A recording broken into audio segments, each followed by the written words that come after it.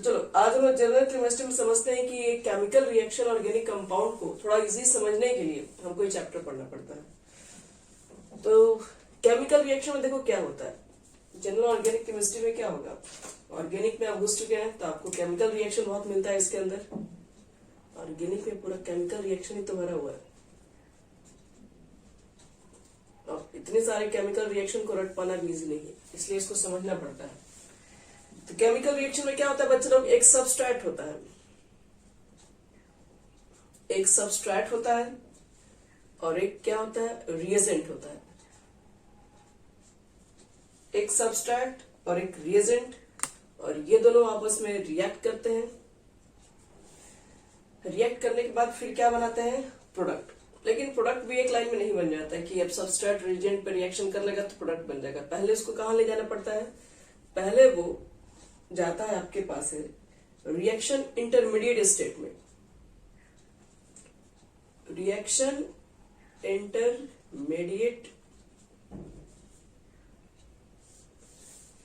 Reaction intermediate या फिर transition state के थ्रू जाता है। दो तरीके से पाथ है प्रोडक्ट बनाने का, या तो वो रिएक्शन इंटरमीडिएट के थ्रू जाएगा या तो फिर वो ट्रांजिशन स्टेट के थ्रू जाएगा।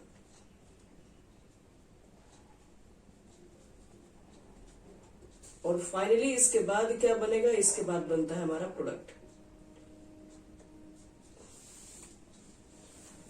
यानी कि केमिकल रिएक्शन में आप देखेंगे पहले एक सबस्ट्रेट होगा, एक रिएजेंट होगा, और वो डायरेक्टली कन्वर्ट नहीं होता है प्रोडक्ट में। इसके बीच में बहुत सारे मैकेनिज्म मिलेंगे, कैसे कैसे रिएक्शन होता है, वो सब उसका इंटरमीडिएट स्टेट होता है। हाँ, रिएक्शन इंटरमीडिएट स्टेट आओगे चाहे ट्रांजिशन स्टेट में आओगे, ये दो चीजें पहुंचने के बाद आपको बताएंगे कि दोनों स्टेट क्या होता है, ये भी आपको समझाएंगे। यानी पूरी केमिकल रिएक्शन में होता है एक सबस्ट्रेट। सबस्ट्रेट का क्या मतलब होता है उसको भी समझाएंगे, रिएजेंट क्या लेके चलते हैं वो भी बताएंगे, ये दोनों स्टेप क्या होता है वो भी दिखाएंगे, और फाइनली जो हमको बनाना है प्रोडक्ट वो हमारा बन जाएगा। तो सोचो बस इतना सा ही पढ़ने के लिए हमको ये पूरा पढ़ना पड़ रहा है जीओसी। जीओसी काफी अच्छा खासा बहुत बड़ा लेसन होता है।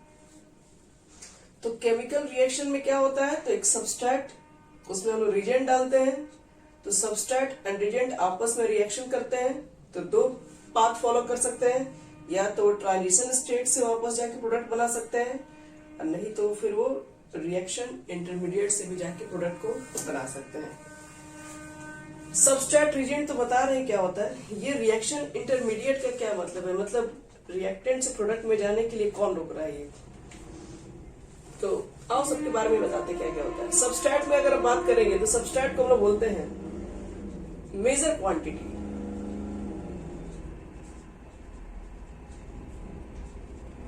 जो मेजर क्वांटिटी में अवेलेबल है वो सबस्ट्रेट आपको कहते हैं। Major quantity of organic compound लिख दोगे। ऑर्गेनिक कंपाउंड एक्चुअली सबस्ट्रेट को रखते हैं हम लोग। ऑर्गेनिक कंपाउंड बोले तो क्या, अल्कोहल हो गया, एसिड हो गया, हेलोअल्केन्स हो गया, एल्डिहाइड हो गया, कीटोन हो गया, ये सब आता है सबस्ट्रेट के अंदर। रिएजेंट जो हमारा रहता है वो माइनर क्वांटिटी होता है, कम मात्रा में इसको डालते हैं। रिएजेंट का मतलब जैसे अल्कोहल का रिएक्शन HCl से करा दिए, अल्कोहल का रिएक्शन सल्फ्यूरिक एसिड से करा दिए, अल्कोहल का रिएक्शन बेस से करा दिए, तो ये तुम्हारा रिएजेंट की तरह काम करेगा, जो कि माइनर क्वांटिटी में हम लोग लेते हैं। यानी कि जो कंपाउंड हमारे पास मेजर क्वांटिटी में होता है वो ऑर्गेनिक कंपाउंड होता है, जो कि हम लोग ऑर्गेनिक केमिस्ट्री में पढ़ते हैं, ठीक है। और जो रिएजेंट होता है हमारे पास है वो माइनर क्वांटिटी में हम लोग लेते हैं, जिससे हम लोग इसको रिएक्ट कराते हैं ऑर्गेनिक कंपाउंड को। यानी कि और ट्रांजिशन स्टेट और इंटरमीडिएट स्टेट, ये रिएक्टेंट से प्रोडक्ट में जाने से पहले कोई भी कंपाउंड पहले यहां पर पहुंचता है। रिएक्शन इंटरमीडिएट, रिएक्शन इंटरमीडिएट का मतलब क्या है, यहाँ पर हाईली अनस्टेबल कंपाउंड आपस में जनरेट होता है। जैसे चाहे वो C+ जनरेट हो जाएगा सो कार्बोकेटाइंस कहते हैं, C- जनरेट हो जाएगा सो कार्बन आयंस कहते हैं, C फ्री रेडिकल्स जनरेट हो जाएगा, ये सब जनरेट हो जाएगा, इसको कार्बोकेटाइंस बोलते हैं। इसको बोलते हैं कार्बन आयन, इसको कार्बन फ्री रेडिकल।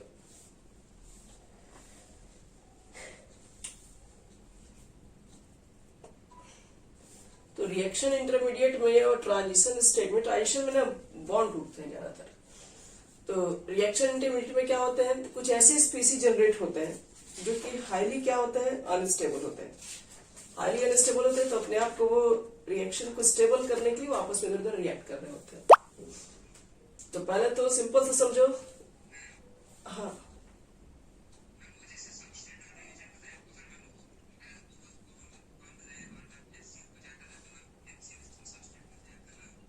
लेकिन ऑर्गेनिक कंपाउंड में हम लोग सबस्ट्रेट उसी को मतलब बोलते हैं जो मेजर क्वांटिटी में आएगा और वो भी ऑर्गेनिक कंपाउंड होना चाहिए। ये तो रिजेंट है उससे रिएक्शन कराने के लिए, इसकी क्वांटिटी नहीं ज्यादा रख सकते हम लोग। ये तो कुछ और बनाना है, कुछ और बनने लगेगा। फिर सबस्ट्रेट को हमेशा अधिक क्वांटिटी में रखना है। और सबस्ट्रेट हम लोग क्या क्या ले सकते हैं अब ये भी आपको बता रहे हैं, और रिजेंट में भी क्या क्या ले सकते हैं वो भी समझा रहे हैं। इतना याद रखना, सबस्ट्रेट रिजेंट आपको बता रहे हैं, ये ऑर्गेनिक कंपाउंड से आएगा, ये रिजेंट आपका जिससे रिएक्शन कराना होगा। और रिएक्शन इंटरमीडिएट में पढ़ते हम लोग हैं कि ये जो हाईली अनस्टेबल है इसको स्टेबल कैसे, ये स्टेबल जब होगा तो वही प्रोडक्ट बनाएगा। ये सबस्ट्रेट है आपस में रिजेंट है, ये दोनों आपस में रिएक्ट करके क्या पहले रिएक्शन इंटरमीडिएट में जाते हैं। रिएक्शन इंटरमीडिएट में क्या होता है, ये सब हाईली अनस्टेबल कंपाउंड होते हैं। अब ये स्टेबल करने के लिए, अपने आप को स्टेबल करने के लिए भी जिस तरह के कंपाउंड्स को फॉर्म करेंगे वही प्रोडक्ट बनाएगा। अब ये अनस्टेबल से स्टेबल में जाने के लिए क्या क्या करते हैं तो वही तो पढ़ते हैं इसके अंदर उन्होंने, कौन कौन सी चीजें से स्टेबल हो सकती है। तो पहले देख लो सबस्ट्रेट क्या हो सकता है। सबस्ट्रेट पहले बात क्या देखिए, एक ऑर्गेनिक कंपाउंड है जिसमें हम लोग लिखिए दे रहे हैं। ऑर्गेनिक कंपाउंड में क्या क्या ले सकते हैं, एल्केन ले सकते हैं, एल्कीन ले सकते हैं, एल्काइन ले सकते हैं, बेंजीन ले सकते हैं सब, एंड इट्स डेरिवेटिव ले सकते हैं। थर्ड नंबर हेलोजन, हेलोजन सब ले सकते हैं, हेलोजन डेरिवेटिव सब ले सकते हैं, या अल्काइल हैलाइड भी ले सकते हैं। ऑक्सीजन डेरिवेटिव ले सकते हैं। ऑक्सीजन डेरिवेटिव का मतलब हो गया एल्डिहाइड आ जाता है, अल्कोहल आ जाता है, ईथर आ जाता है, कीटोन इसमें सब है, लिख सकते हो aldehyde, alcohol, ether, ketone, etc। उसके बाद नाइट्रोजन डेरिवेटिव भी ले सकते हैं। नाइट्रोजन में वही एमीन, एमाइन, सेमाइड सब आ जाएगा इसमें। तो ये बच्चों लोग सबस्ट्रेट में कोई भी आपका हो सकता है। सबस्ट्रेट में इसमें से हम लोग कोई भी चीजें रख सकते हैं। चलो अब रीजेंट, रिजेंट में क्या रख सकते हैं। रिजेंट में आप चाहें तो HCl रख सकते हैं, HBr रख सकते हैं, H2SO4 रख सकते हैं, Cl2 रख सकते हैं, NaOH रख सकते हो, बहुत सारे जिसे आपको रिएक्शंस कराना है etc।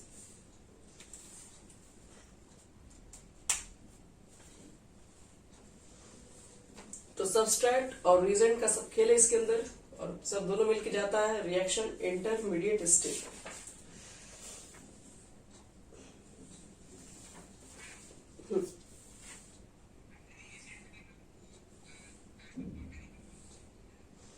कभी कभी वो भी हो जाता है,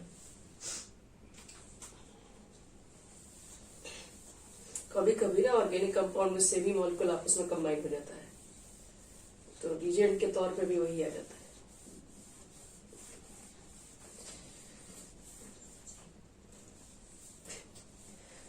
कौन सा लिख लो, HCl, HBr, H2SO4, Cl2, NaOH। ठीक है, यहां देखो तुम्हारे पास मान लो एक सबस्ट्रेट है यहाँ पर सपोज, तो सबस्ट्रेट है और एक रिजेंट है। तो सबस्ट्रेट में हमको सबसे पहले मालूम क्या करना पड़ता है, सबस्ट्रेट में मुझे ये देखना है कि कहाँ इलेक्ट्रॉन डेंसिटी ज्यादा और कहाँ पर इलेक्ट्रॉन डेंसिटी कम है, हमें ये चेक करना होता है। जैसे मान के चलो कि हमें मालूम चल गया कि इस पार्ट में इलेक्ट्रॉन डेंसिटी ज्यादा है, तो रिजेंट आएगा फिर यहाँ पे, और रिजेंट वहां अटैक करेगा जहां पर, जैसे रिजेंट डिपेंड करता है रिजेंट आप किस तरह के ले रहे हैं, रिजेंट आप इलेक्ट्रोफाइल ले रहे हैं, न्यूक्लियोफाइल ले रहे हैं, रिजेंट किस तरह का है। अगर रिजेंट एक इलेक्ट्रोफाइल है मतलब इसके पास इलेक्ट्रॉन की कमी है, तो वो उस पार्ट पे जाके अटैक करेगा सबस्ट्रेट पे जहां पर इलेक्ट्रॉन उसको मिल सके, क्योंकि अगर रिजेंट इलेक्ट्रोफाइल इसका मतलब इलेक्ट्रॉन का भूखा है वो, उसको इलेक्ट्रॉन चाहिए होगा, तो जहां इलेक्ट्रॉन ज्यादा मिलेगा उसी पे जाके ये अटैक करेगा। जैसे HCl लेके चलो, HCl अगर हम मान लो लेके चलते हैं रिजल्ट के तौर पे, मान लो यहाँ पे इलेक्ट्रॉन डेंसिटी ज्यादा है तो इसमें इलेक्ट्रॉन डेंसिटी कम हो गया, तो यहाँ पर Cl माइनस, यहाँ पर H प्लस और Cl माइनस। इलेक्ट्रॉन डेंसिटी अगर यहाँ पे ज्यादा है तो H प्लस क्या है, H प्लस के पास यहाँ पे HCl लगा है, तो मालूम है ना Cl के ऊपर नेगेटिव चार्ज होता है, H के ऊपर पार्शियल पॉजिटिव चार्ज होता है, तो H के पास इलेक्ट्रॉन डेंसिटी कम होता है, इसलिए वो अटैक सीधे यहाँ पे करेगा, क्योंकि यहाँ पर इलेक्ट्रॉन डेंसिटी ज्यादा है, इसलिए H का अटैक यहाँ पर इजिली होगा। Cl अटैक वहां पे करेगा जहां पर इलेक्ट्रॉन डेंसिटी क्या, इसको कम है, इसको इलेक्ट्रॉन चाहिए होगा, इसके पास डेंसिटी कम है तो ये उसको दे देगा, इसके पास ज्यादा इलेक्ट्रॉन है तो ये इसके पास चला जाएगा। तो इस तरीके से आपस में क्या होता है, रिएक्शन करना स्टार्ट हो जाता है। तो बेसिक क्या होता है, हमको क्या सीखना है, हमें ये सीखना है, मेन चीज है कि सबस्ट्रेट जो आपके पास है उसमें इलेक्ट्रॉन डेंसिटी किस हिसाब से सेट है, कहां पर इलेक्ट्रॉन डेंसिटी ज्यादा है, कहां पर कम है। अगर हम ये मालूम कर ले तो हमारे लिए रिएक्शन कराना काफी इजी हो जाएगा। अगर मुझे मालूम चल गया कि सबस्ट्रेट में यहाँ पर ज्यादा इलेक्ट्रॉन पॉजिटिव हो रहा है तो वहां पर कोई नेगेटिव चार्ज वाले को अटैक करा देंगे। तो कैसे मालूम करें हम लोग ये चीज कि किस कंपाउंड के अंदर कहां पर इलेक्ट्रॉन डेंसिटी ज्यादा है और कहां पर कम है। तो चलो इसको समझने के लिए हम लोग पढ़ते हैं इलेक्ट्रॉनिक डिस्प्लेसमेंट इफेक्ट।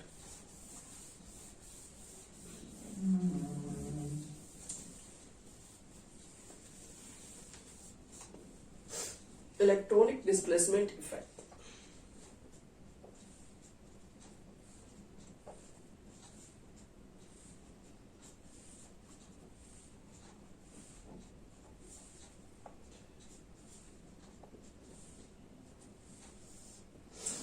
अब इलेक्ट्रॉनिक डिस्प्लेसमेंट से क्या मतलब है, तो इलेक्ट्रॉन मॉलिक्यूल कहीं ना कहीं एक तरफ डिस्प्लेस हो रहा है, मतलब कहीं इलेक्ट्रॉन डेंसिटी ज्यादा है। डिस्प्लेसमेंट का मतलब क्या है, कहीं ना कहीं इलेक्ट्रॉन का डिस्प्लेसमेंट हो रहा है। तो इसका मतलब है बच्चे लोग, कहीं इलेक्ट्रॉन की डेंसिटी ज्यादा है और कहीं इलेक्ट्रॉन की डेंसिटी कम है। और इसमें हमें ये पता चलेगा कि सबस्ट्रेट इलेक्ट्रॉन डेंसिटी, मतलब हम लोग जो इलेक्ट्रॉन डिस्प्लेसमेंट जो इफेक्ट पढ़ रहे हैं इससे हम ये मालूम कर सकते हैं कि कहां पर इलेक्ट्रॉन डेंसिटी ज्यादा है और कहां कम है। जहां कम है ज्यादा अगर हमें मालूम चल गया तो उसी के अकॉर्डिंग हम लोग क्या करेंगे, उसी के अकॉर्डिंग हम लोग कंपाउंड्स बना सकते हैं। तो इसलिए इलेक्ट्रॉनिक डिस्प्लेसमेंट इफेक्ट में देखो,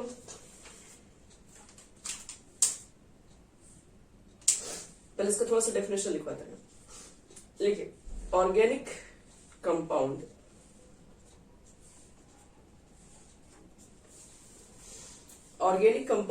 mainly consist of covalent bonds,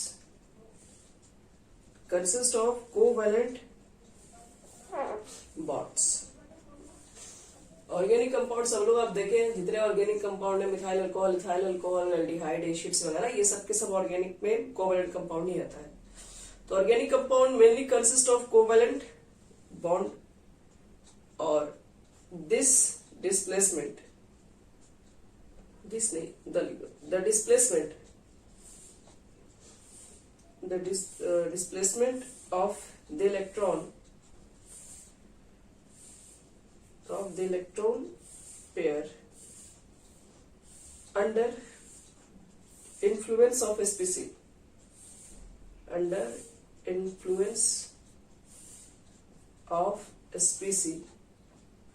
is called electronic displacement effect. Electronic displacement effect.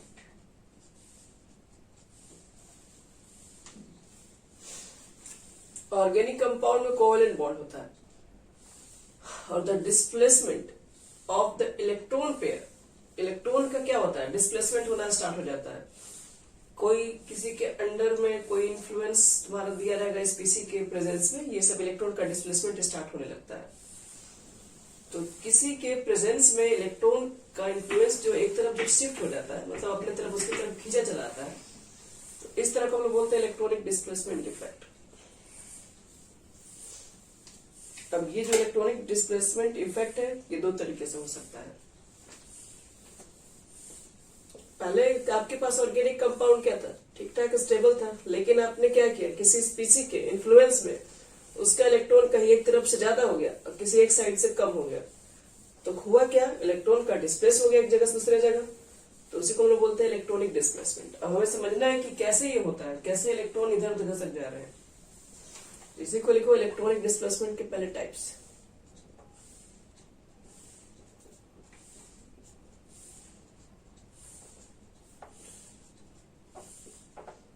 ये दो तरह का है। कौन कौन सा, एक तो है परमानेंट इफेक्ट,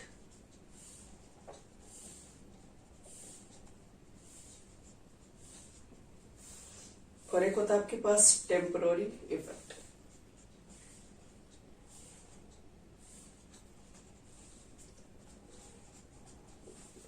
एक परमानेंट इफेक्ट है, एक टेम्पररी इफेक्ट है। परमानेंट इफेक्ट का मतलब होता है कोई भी कंडीशन में अप्लाई हो जाए, किसी भी कंडीशन में आप कुछ नहीं भी करें तब भी ये काम करने के लिए तैयार है। और इलेक्ट्रॉन, ये टेम्पररी इफेक्ट का मतलब है कि ये किसी रीजन के प्रेजेंस में इलेक्ट्रॉन का डिस्प्लेसमेंट होगा। ये ऑलरेडी ये कंपाउंड, ये आपके पास सबस्ट्रेट मॉलिक्यूल के अंदर ही डिस्प्लेसमेंट पहले से ही तैयार है। तो परमानेंट इफेक्ट का मतलब उस कंपाउंड के अंदर ऑलरेडी वो चीजें हो रही है, किसी बाहर की जरूरत नहीं है, बाहर वालों की जरूरत नहीं है। कंपाउंड है, इसमें इलेक्ट्रॉन डेंसिटी पहले से ही यहाँ पर एक पॉइंट पे ज्यादा चला जा रहा है, हमको किसके लिए किसी रीजन की जरूरत नहीं कि रीजन आए तब जाके इलेक्ट्रॉन को अपने तरफ इसको पुश करे, पुल करे। तो जिस कंपाउंड के अंदर पहले से ही ये चीजें पाई जाती है, ठीक है, पहले से ही ये इफेक्ट दिखाई पड़ता है, इलेक्ट्रॉन डिस्प्लेसमेंट के लिए कोई एक्सटर्नल सोर्स की जरूरत नहीं है, वो परमानेंट इफेक्ट में आ जाएगा। वो बताएंगे इसमें कौन कौन सा इफेक्ट है, टाइप्स भी इसमें। और टेम्पररी इफेक्ट का मतलब है कि ये स्टार्टिंग पहले से नहीं होगा, कंपाउंड आपका ठीक ठाक रहेगा, लेकिन जैसे ही कोई रिजल्ट आप डालेंगे तो उस रिजल्ट के प्रेजेंस में, कोई स्पीसी के प्रेजेंस में, उसमें इलेक्ट्रॉन डेंसिटी का डिस्प्लेसमेंट होना स्टार्ट हो जाएगा। तो किसी के प्रेजेंस में अगर डिस्प्लेसमेंट होना स्टार्ट हो रहा है, किसी के स्पीसी के अंडर में ये डिस्प्लेसमेंट स्टार्ट होगा, तो वो आपका टेम्पररी इफेक्ट है। मतलब जब रिएक्शन चलेगी तब हमें ये इफेक्ट दिखाई पड़ सकता है, और नहीं तो फिर ये नहीं दिखाई पड़ेगा। रिएक्शन मतलब जब चलेगा, जब स्पीसी वगैरह आप डालेंगे तभी तक ये इफेक्ट दिखेगा, फिर नहीं दिखेगा। तो देखो परमानेंट इफेक्ट में क्या क्या पड़ना होता है। परमानेंट इफेक्ट मतलब इस कंपाउंड के अंदर पहले से ही होगा, ये ऑटोमेटिक इसके अंदर फिट है डिस्प्लेसमेंट। तो परमानेंट इफेक्ट में लोग पढ़ते हैं इंडक्टिव इफेक्ट। फर्स्ट हमारा होता है इंडक्टिव इफेक्ट, सेकंड हमारा होता है resonance effect, resonance effect, third हमारा होता है मेसोमेरिक इफेक्ट,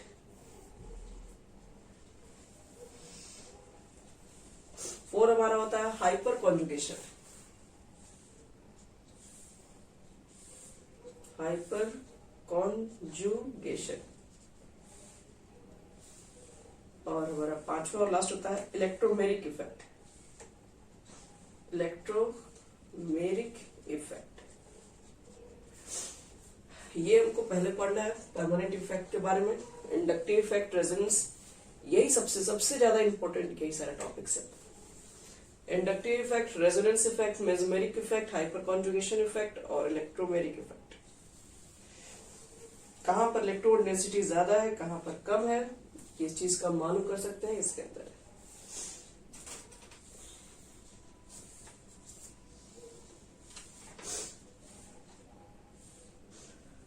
और टेम्पररी इफेक्ट में हम लोग को पढ़ना पड़ता है, इसमें कोई ना कोई एडिशन देना पड़ता है रिएजेंट का, तब जाके ये चीजें काम कर रही होती है, जिसके अंदर हम लोग पढ़ते हैं इलेक्ट्रोमेरिक इफेक्ट या फिर इंडक्टोमेरिक इफेक्ट।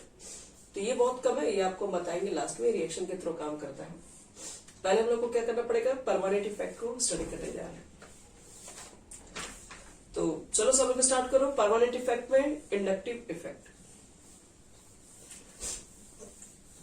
अभी तक हम लोग क्या पढ़े, केमिकल रिएक्शन के लिए, केमिकल रिएक्शन में एक सब्सट्रैट होता है, एक रिएजेंट होता है, फिर डायरेक्टली रिएक्शन नहीं होता है। पहले रिएक्शन करने के लिए उनको दो तरीके से पाथ फॉलो करना पड़ता है, या तो वो रिएक्शन इंटरमीडिएट पर आएंगे या तो वो ट्रांजिशन स्टेट को फॉलो करेंगे। ये रिएक्शन इंटरमीडिएट और ट्रांजिशन स्टेट में क्या होता है, ट्रांजिशन स्टेट में जनरली बॉन्ड ब्रेक होता है, ठीक है, नए पुराने बॉन्ड टूटते हैं, नया बॉन्ड ब्रेक होता है। और रिएक्शन इंटरमीडिएट में क्या होता है कि एक हाईली अनस्टेबल स्पीसीज जनरेट होता है, जैसे कार्बोकेटायंस हो गया, कार्बोएनायंस हो गया, कार्बन फ्री रेडिकल्स हो गया, ये अनस्टेबल है। और उसके बाद फिर ये आपस में कंबाइन होकर अपने अनुसार कौन ज्यादा स्टेबल बनेंगे उसके अकॉर्डिंग फिर कंपाउंड फॉर्म होता है। सबस्ट्रेट आपका ऑर्गेनिक कंपाउंड हो सकता है, रिजेंट हमारा कोई भी जिसे हमको रिएक्ट कराना है, HCl कुछ भी ले सकते हैं। तो पहला हम लोग को पढ़े थे इलेक्ट्रॉनिक इफेक्ट, कैसे मालूम करेंगे कि इलेक्ट्रॉन का डिस्प्लेसमेंट कैसे कैसे होगा। तो उसके लिए हम लोग 2 इफेक्ट पढ़े, वही हम लोग को आज स्टार्ट करना है, इंडक्टिव इफेक्ट जो कि परमानेंट इफेक्ट के अंदर है। आपका मेन टॉपिक यही से स्टार्ट है, अभी तक जितना बताया यही है, इंडक्टिव इफेक्ट।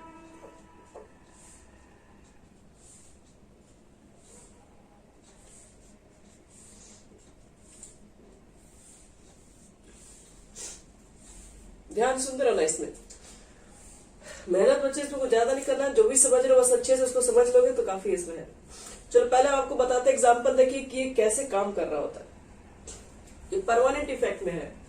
तो जैसे मान लो कि तुम्हारे पास ऑर्गेनिक कंपाउंड पढ़ रहे हो तो कार्बन के कंपाउंड तो बहुत सारे होंगे, इसमें कार्बन का तो होना स्वाभाविक सी बात है, कार्बन बहुत सारे हो सकते हैं उसके अंदर है। मान लो इतने सारे कार्बन है और इसमें इसी के साथ मान लो एक हैलोजन ग्रुप है X, ये मान लो कि ये हैलोजन ग्रुप है।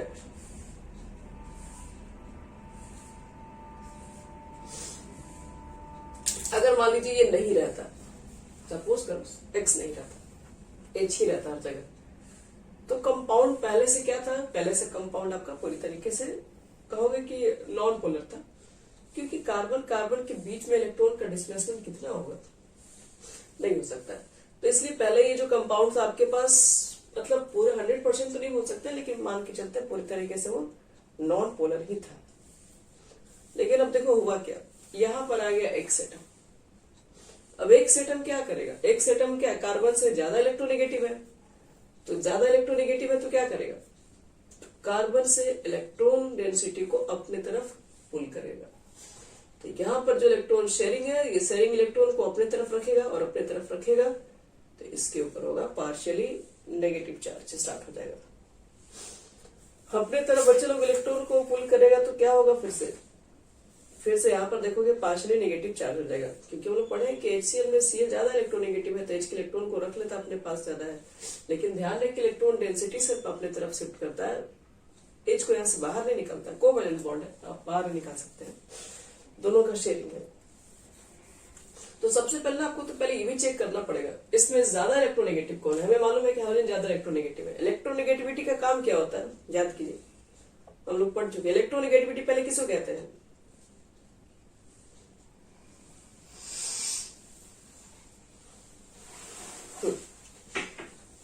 द टेंडेंसी, याद रखना, द टेंडेंसी टू अट्रैक्ट, एकदम attract shared pair of electron toward itself. देखिए शेड पेड इलेक्ट्रॉन को अपने तरफ खींचने की जो टेंडेंसी होती है, जिसकी ज्यादा होगी उसको बोलते हैं वो मोर इलेक्ट्रोनेगेटिव है। कार्बन और हाइड्रोजन में देखते हैं कि हाइड्रोजन इसके इलेक्ट्रॉन को भी अपने तरफ ज्यादा आसानी से खींच सकता है, तो बोलेंगे कि यहाँ पर hydrogen is more electronegative than carbon. इसलिए शेयरिंग के जो इलेक्ट्रॉन्स होंगे वो X के तरफ मतलब हाइड्रोजन के तरफ ज्यादा होंगे और इसके तरफ कम होंगे, कार्बन के पास से कम होंगे, इसलिए यहाँ पर एक हाईली नेगेटिव चार्ज क्रिएट हो जाएगा। तो इसके रिस्पेक्ट में इस कार्बन पे क्या होगा, इस कार्बन पर आ जाएगा पार्शियली पॉजिटिव। अब बताओ कि बगल में हाइड्रोजन अटैच हो गया, इसका इलेक्ट्रॉन ले लिया तो इसके इलेक्ट्रॉन का कमी हो गया। अब इसके इलेक्ट्रॉन को कमी हो गया तो इसके इलेक्ट्रॉन को भरपाई कौन करेगा, तो फिर ये क्या कहेगा, अपने बगल वाले कार्बन से कहेगा क्या है कि कुछ काम को भी दे दो। जैसे ऐसे सपोज करो कि मान लो कि कितना था, मान लो 100 रुपया रखा था, ये 100 रुपया से मान लो कि लेके चला गया इधर 60 रुपए इसका ले लिया। अब 60 रुपए एक ही बार ले लोगे, मान लो ऐसे समझो कि 1 लाख रुपया था उसमें 60,000 ले लिया, तो बहुत बड़ा अमाउंट हो ले लिया, अब बहुत ज्यादा ही गरीब हो गया बेखियाली। इसलिए अपने आप को, अपने जो भी कमी है उसको बैलेंस करने के लिए बगल वाले से हेल्प लेने जाएगा कि देखो मेरे पास इतना था, अब 60 रुपया कुछ तुम दे दो, थोड़ा मेरा काम चल जाएगा, तो ये भी देगा, ऐसा नहीं है। हाँ बोलिए। हाँ, लेकिन हाइड्रोजन में बहुत ज्यादा इलेक्ट्रॉन डेंसिटी नहीं होता है। कार्बन के पास इलेक्ट्रॉन के नंबर ज्यादा है, ज्यादा डेंसिटी है, लेकिन कहाँ है हाइड्रोजन के पास ज्यादा इलेक्ट्रॉन डेंसिटी कहाँ रहती है? एक ही इलेक्ट्रॉन ही रहता है, डेंसिटी कम रहता है उसके पास काफी। लेने के लिए तो उससे मिलेगा, लेकिन इतना उसको नहीं मिल पाएगा कि उससे उसका कमी पूरा हो जाए। इसलिए वो क्या करेगा, बगल वाले कार्बन से जाएगा, तो बगल वाला भी कार्बन क्या चला के थोड़ी ना उसको 60 रुपया तो 60 रुपया अपना निकाल के दे देगा पूरा, ताकि ये पूरी तरीके से बर्बाद हो जाए। तो ये भी पूरा नहीं देगा, उसको देख रहा है कि 60 जब चल खत्म हो गया तो उसके पास 40 है, तो उसको 60 नहीं देगा, उसको कुछ तो दे देगा। 20 मान लो इसको दे दिया अभी, तो अगर ये 20 इसको दे देगा अगर अपने में से, तो खुद पहले मान लो 100 तब 20 इसमें से निकल रहा है, तो इसमें भी तो फिर कमी हो रहा है, इस पर भी तो पार्शियली पॉजिटिव चार्ज आ जाएगा। जहां 100 था 20 निकल गया, 80 हो गया, तो फिर ये क्या करेगा, 20 इसको देके फिर ये भी कहेगा हम किसी से मांगते हैं और अपना कमी को पूरा करते हैं, तो फिर ये बगल से मांगने जाएगा, कहेगा देखो मेरे पास इतना रुपया घट गया है। तो ये भी क्या करेगा, ये भी चला के इसको पूरा 20 रुपया नहीं पकड़ा देगा ताकि खुद कम हो जाए, ये भी इसको क्या करेगा 10 रुपया थमाएगा सिर्फ, तो 10 दे देगा, तो इसके पास खुद 90 हो गया, ये फिर बगल से मांगेगा। तो ऐसे करते करते क्या होगा, देखो पहले कंपाउंड पूरी तरीके से नॉन पोलर था, कोई चार्जेस नहीं थे, लेकिन एक हेलोजन एटम के आने की वजह से ये सब पर कर दिया पॉजिटिव चार्ज, मतलब सब पे चार्ज क्रिएट हो गया, मतलब कंपाउंड पूरी तरीके से पोलर कर दिया गया इसमें।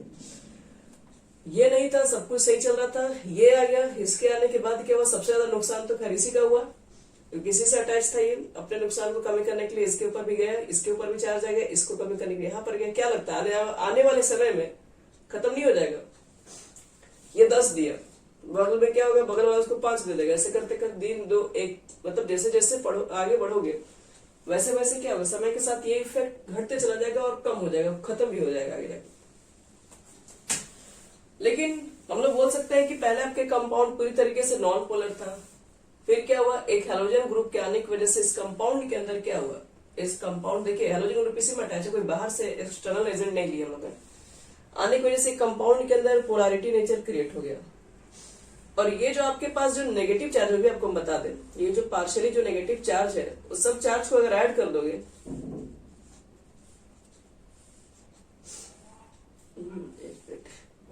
ये सारे जितने पॉजिटिव चार्ज वाले बनेंगे सबको ऐड कर दोगे ना, तो ये सब आपस में इक्वल आ जाएंगे, जितना लिया रहेगा वो बैलेंस हो जाएगा इसके अंदर वो चार्ज का। तो यही law of conservation of charge पे ही काम करता है, law of conservation of charge. जितना का इलेक्ट्रॉन निकला उसको बैलेंस करने के लिए इसमें कहीं ना कहीं सारे प्लस चार्ज इससे बगल में जाएगा, बगल से इससे मांगेगा, ऐसे करते करते कंपाउंड पोलर हो जाएगा, और सारे प्लस चार्ज को ऐड करेंगे तो वो माइनस वाले के ही इक्वल आएगा। तो इसका मतलब है क्या हुआ, एक कंपाउंड पहले नॉन पोलर था, उसके अंदर पोलैरिटी नेचर आ गया, और यही जो इफेक्ट होता है इसी को हम लोग बोलते हैं आपके पास इंडक्टिव इफेक्ट। एक्चुअल में इंडक्टिव इफेक्ट यही होता है। आप पहले इसका डेफिनेशन लिखवा देते हैं, फिर और भी इस पे एक्सप्लेन कर एग्जांपल देंगे।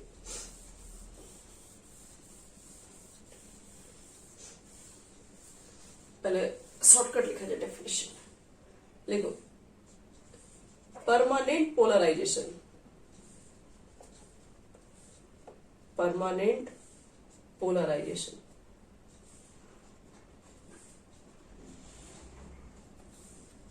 Of consecutive carbon atom, permanent polarization of consecutive carbon atom of HM due to presence of some higher electronegative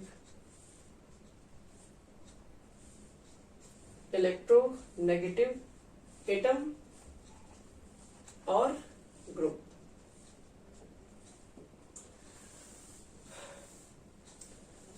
इसको इंडक्टिव भी बोल सकते हो। परमानेंट पोलराइजेशन का क्या मतलब है, यहाँ पे समझ लेते हैं इसको भी है। परमानेंट पोलराइजेशन का मतलब हो गया कि एक बार ये चार्ज क्रिएट हो गया तो ये परमानेंट बन जाएगा, ये नहीं है कि फिर कुछ समय के बाद अभी चार्ज आया फिर चार्ज खत्म हो जाए।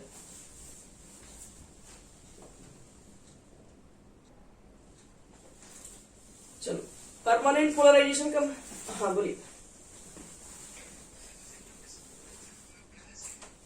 हाँ हाँ बिल्कुल बिल्कुल बिल्कुल, वो नहीं वो पहले से ही रहेगा कंपाउंड में। जैसे हेलो एल्केन हम नहीं पढ़ते हैं, तो उसमें तो पहले से ही ऑर्गेनिक कंपाउंड के अंदर।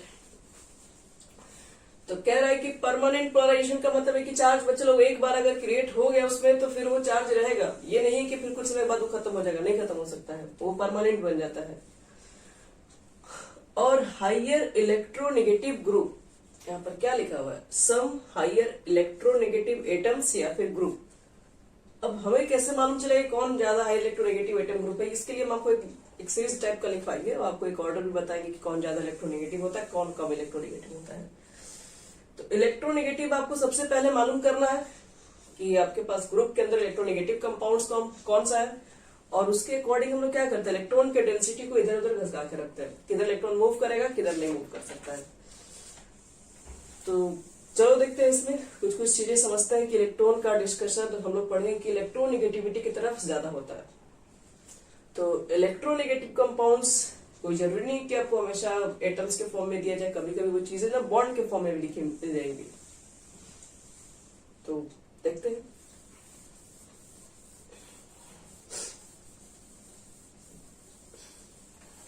यानी कि इंपॉर्टेंट लिख दो, important discussion on inductive effect, ये सबसे इंपॉर्टेंट बातें बताने जा रहे हैं, याद रखिएगा, बहुत इंपॉर्टेंट है ये।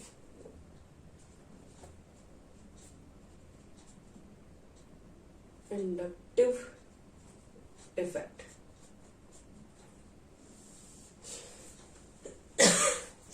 यहां देखो, जैसे सपोज करो कि CH3 है मेरे पास, एग्जांपल CH2 है और ये CH है और डबल बॉन्ड CH2 है।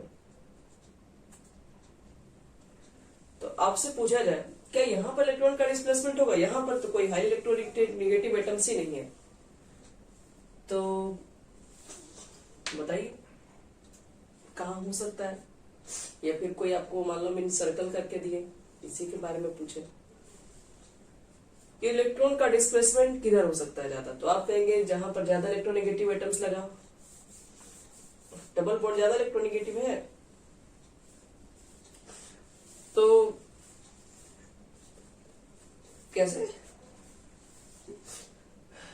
देखो इसके लिए पहले हम बता दे रहे हैं कैसे, पहले चेक करेंगे लोग क्या करेंगे। इसके लिए आपको निकालना पड़ेगा हाइब्रिडाइजेशन, जो कि आप लोग पढ़ चुके हैं। बताओ तो CH4 का कितना होता है हाइब्रिडाइजेशन? अभी टेस्ट में है। और इस तरह का कंपाउंड मिलेगा तो CH3 CH2 CH3, इस कार्बन का कितना है?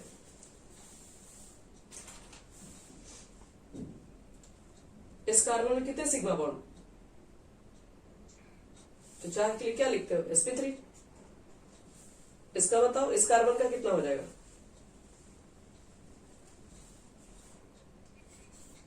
यहां पर भी तो 4 ही है ना, sp3, और यहां पर कितना लिखोगे?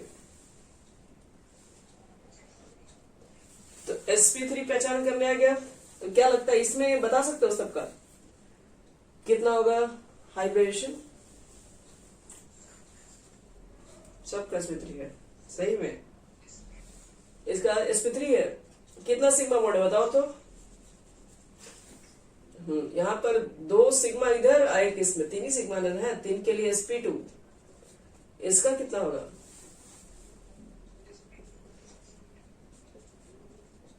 sp पहले तो ये पता करने आना चाहिए कि कंपाउंड में कहाँ sp2 है कहाँ sp3 है, ये पता कर लिए तो आपको इलेक्ट्रोनेगेटिव का ऑर्डर हम बता दे रहे हैं क्या होता है। इलेक्ट्रोनेगेटिव सबसे ज्यादा पाया जाता है CsP में, कार्बन जिसके हाइब्रिडेशन sp हो, फिर sp2, फिर CsP3। कहोगे ऐसा ऐसा क्यों होगा? ऐसा इसलिए होगा, ट्रिपल बॉन्ड बना है, इलेक्ट्रॉन डेंसिटी ज्यादा ही उसके पास है। तो इसको हम लोग पढ़े, आप लोग परसेंटेज इस कैरेक्टर से भी कंपेयर कर लेते हैं, क्योंकि इलेक्ट्रोनेगेटिविटी डायरेक्टली प्रोपोर्शनल होता है परसेंटेज ऑफ इस कैरेक्टर। अगर इस कैरेक्टर बच्चे लोग ज्यादा है तो पढ़ते हम लोग कि वो ज्यादा इलेक्ट्रोनेगेटिव है, तो आप बताइए, तो इसमें परसेंटेज इस कैरेक्टर किसमें ज्यादा है, sp में, sp2 में, sp3 में? और वो भी कैसे निकालते हैं वो भी आपको बता दे रहे हैं। अगर मुझे sp का परसेंटेज इस कैरेक्टर निकालना है, s तो इसमें एक ही है, कुल कितने हैं आपके पास ऑर्बिटल्स हैं? 2। 100 से मल्टीप्लाई कर दोगे 50, यानी कि sp में आपके पास यहाँ पर परसेंटेज इस कैरेक्टर जो होगा वो 50% होता है। इसमें इस कैरेक्टर कितना होगा sp2 में? s के एक एटम, एक ऑर्बिटल्स, हाँ, तो कुछ इस तरीके से आ जाएगा, यानी कि 33 पॉइंट समथिंग, और ये 25 के आसपास आ जाएगा। तो हम लोग जब भी मान लो कि कंपाउंड्स के अंदर डबल बॉन्ड या ट्रिपल बॉन्ड के ऊपर बात किया जाएगा, तो हम लोग को सारा फोकस यही करना है, परसेंटेज इस कैरेक्टर चेक कर लेना है, तो हमें अच्छे से पता चला है कि इसमें ज्यादा इलेक्ट्रोनेगेटिव कौन सा है, और उसी के अकॉर्डिंग इलेक्ट्रॉन का डिस्प्लेसमेंट होना स्टार्ट होगा। तो अगर ये इनसर्कल किया हुआ है यहाँ पर मान लो, तो बताओ कि अब इलेक्ट्रॉन डेंसिटी कहां से किसकी तरफ मूव करेगा? मिटा रहे इसको। तो देखिए, हाँ बोलिए बोलिए बोलिए।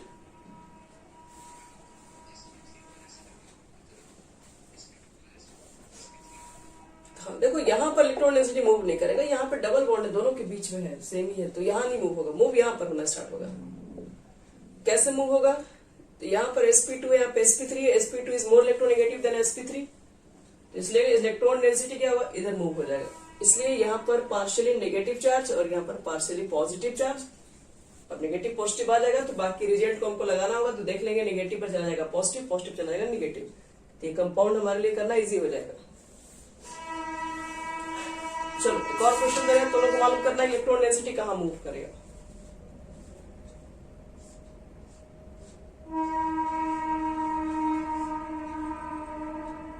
मान लो यहाँ पर Cl लगा हुआ है,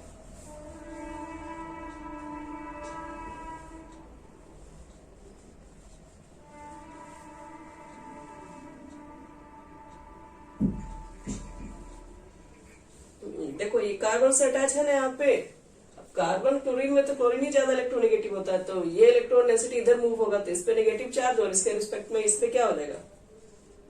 पॉजिटिव चार्ज। तो देखो बच्चे, हाँ तो कंपाउंड हो गया ना, फिर ये इसको कमी करने के लिए इधर जाएगा उधर मूव करेगा, तो हो जाता है पॉजिटिव चार्ज इसके ऊपर। तो यहाँ देखो बच्चे लोग, हम लोग को बस यही मालूम करना है कि पॉजिटिव कहाँ पर है, नेगेटिव कहाँ पर है। ज्यादा कमी कहाँ पर होगा? तो इसी पे होगा ना, क्योंकि सबसे ज्यादा नुकसान तो इसी का होता है। ज्यादा अमाउंट में लेके जाता है लेकिन बगल वाला उतना देता नहीं है, कम देता है, नुकसान तो सबसे ज्यादा इसी का हुआ है। इसलिए अटैक जो अगला भी करता है वो पहले इसी पर करता है। लेकिन इसमें देखो दो तरह का भी इफेक्ट होता है, इसमें माइनस आई भी बोलते हैं, प्लस आई भी बोलते हैं। माइनस आई प्लस आई का मतलब क्या है? जिधर इलेक्ट्रॉन डेंसिटी चला जाता है वो माइनस आई भी बोलते हैं, हम डेफिनेशन लिखवाएंगे कुछ देर के बाद। और जहां से इलेक्ट्रॉन डेंसिटी कम हो गया, अब इलेक्ट्रॉन डेंसिटी इधर से इधर गया तो इससे कम हो गया, तो इसके ऊपर आई प्लस। तो आई माइनस भी पढ़ना है, आई प्लस भी पढ़ना है। आई माइनस क्या होता है? तो जिधर इलेक्ट्रॉन डेंसिटी मूव कर जाता है, चला जाता है, डिस्प्लेस हो जाता है, तो उसको माइनस आई बोलते हैं, और जहां कम हो जाता है वो प्लस आई इफेक्ट कहलाता है। चलो तो एक और देखो, एक और दे रहे हैं,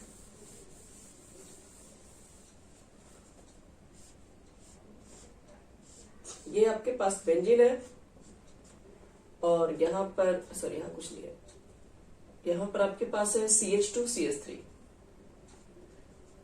और आपको बताना है कि इलेक्ट्रॉन डेंसिटी कहाँ मूव करेगा।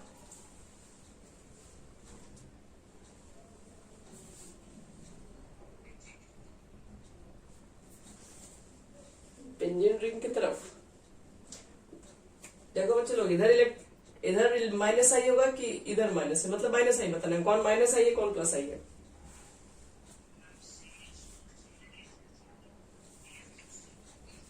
ये क्या है ये बताइए, माइनस आई प्लस आई, इतना बताइए।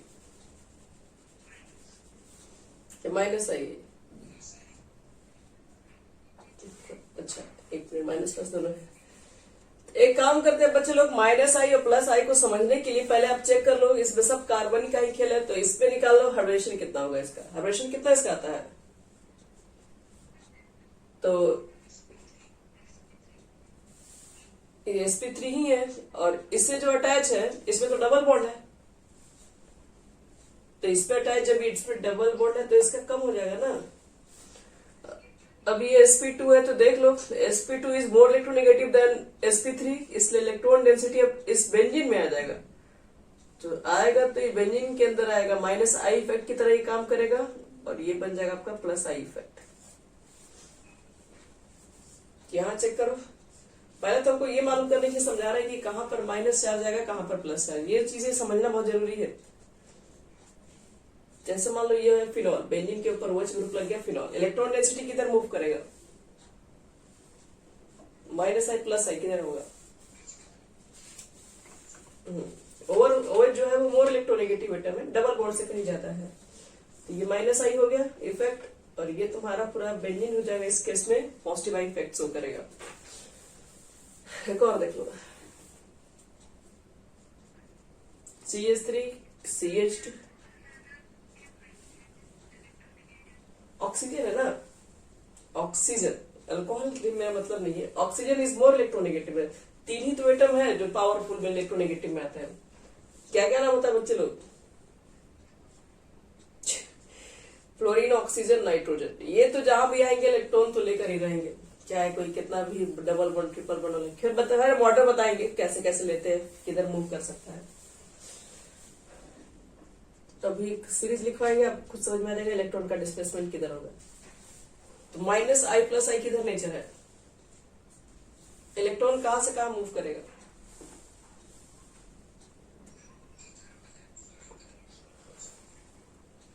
देखो इधर तो तीन तीन फ्लोरीन लगा हुआ है, क्या करेगा, तीनों फ्लोरीन कार्बन का सारा इलेक्ट्रॉन ले लेगा, फिर पूरा इधर से लेगा उधर से लेगा, इधर से पूरा इलेक्ट्रॉन से कंगाल कर देगा इसको, तो इसका मतलब है इसके पास इलेक्ट्रॉन की शक्ति कमी हो जाएगी।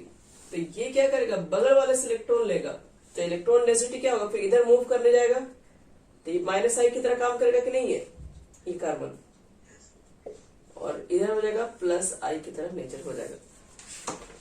कंपाउंड के अंदर प्लस आई इफेक्ट कहाँ आएगा, माइनस आई इफेक्ट कहाँ आएगा, वो चीज हमको समझना पड़ेगा।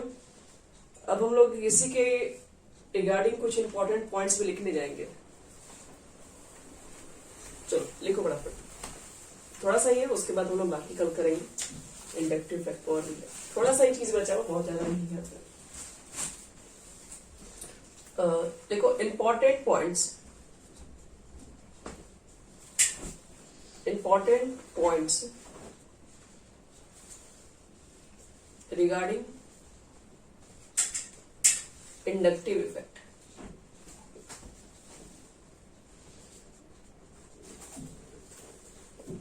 First, it is a permanent effect. It is a permanent effect. It is a permanent effect only applicable over sigma bond. Only applicable over sigma bond.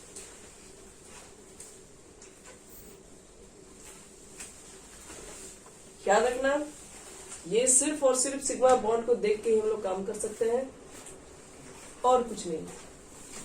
अभी तक आप जितने इलेक्ट्रॉन का डेंसिटी का ट्रांसफर देखे, वो बीच में क्या था, सिग्मा बॉन्ड था, सिंगल बॉन्ड था, इलेक्ट्रॉन इधर मूव करता था, इलेक्ट्रॉन इधर मूव करता था।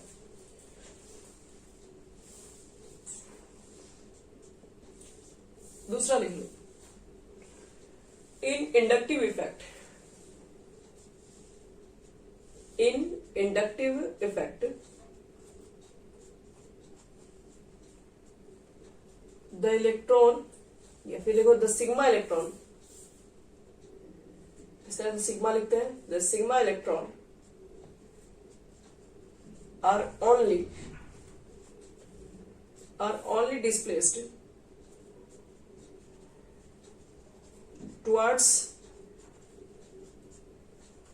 Higher electronegative atom, higher electronegative atom, या फिर ग्रुप। एक ग्रुप भी हो सकता है, ये ग्रुप क्या बोलने का मतलब है आपको हम समझाएंगे, एक कोई सीरीज की तरह से समझ में आएगा group, but remain in the same valence एक मिनट, remain in the same valence shell of the atom which they belong.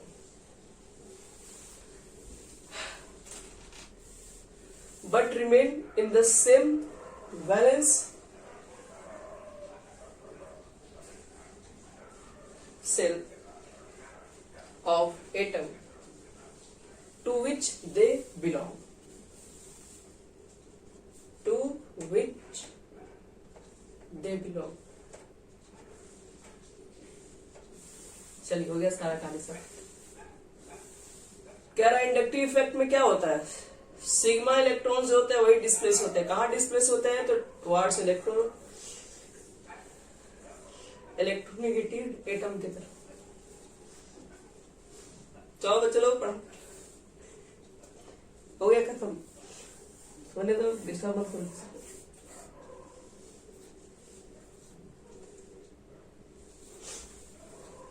Next property लिखो इसमें.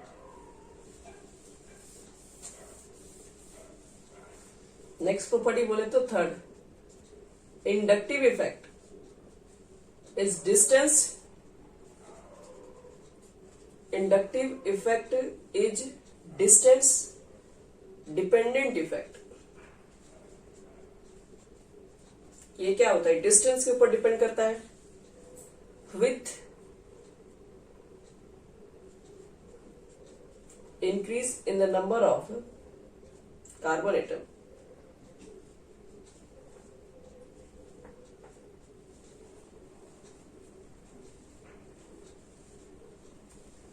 and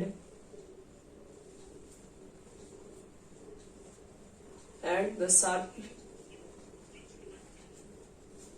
क्या which they belong. Inductive effect is a distant dependent effect with increase in number of carbon atom and this sharply and inductive effect decreases sharply.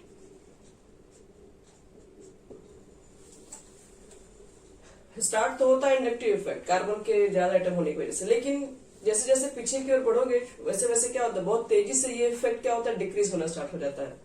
बगल वाले पे ज्यादा होगा, फिर कम होगा, फिर कम होगा, ऐसे करते करते क्या होगा, ये इफेक्ट धीरे धीरे कम होते चला जाता है. तो ये बहुत तेजी से कम भी होता है. और लगभग ऐसा माना गया है कि जो इंडक्टिव इफेक्ट है is assumed to be negligible after 4 to 5 atom in a carbon atom.